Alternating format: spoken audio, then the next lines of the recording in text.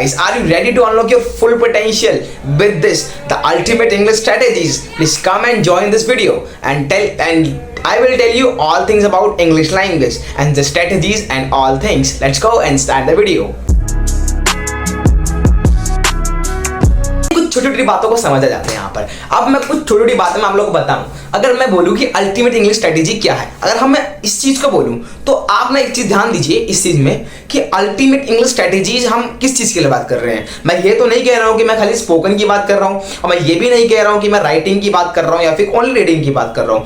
The ultimate English strategy का मतलब यहाँ पर यह है कि मैं सब चीजों की बात कर रहा हूं, इवन आपका स्पोकन, राइटिंग, रीडिंग और आपके और भी चीजें। ठीक है, तो आपको ये सब चीज आएंगी कैसे? पहले आप इसको चीज को ध्यान में रखिए कि how will you learn this kind of things. तो ये सारी चीजें आपको जब आएंगी जब आप चाहोगे, when will you want to. Okay, so आपको ये याद कब होगा, ये सब चीजें पता कैसे लगेंगी? देखो, जब आप एक चीज करेंगे तो आपको दूसरी चीज ऑटोमेटिक आएगी इंग्लिश के अंदर। कैसे? अगर मैं लिसनिंग कर रहा हूं ना तो रीडिंग ऑटोमेटिक आ जाएगी। अगर मैं रीडिंग कर रहा हूं तो लिसनिंग ऑटोमेटिक होगी। ठीक है, तो कहीं ना कहीं हमने ये भी सुना है कि like if you really want to become a best speaker, so you have to become a first good listener.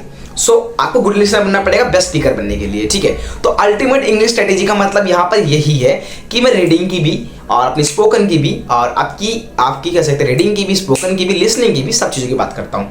तो मैं आपको कुछ चीज़ें बताऊँगा, इस पर आप काम कर सकते हो। एक प्ले स्टोर पे बहुत सारी एप्लीकेशंस है, you can go and download from that and you can easily talk with the strangers and also native speakers, or you can go there and talk with the native speakers in English to English conversation, and you will get to know which kind of mistakes are you doing.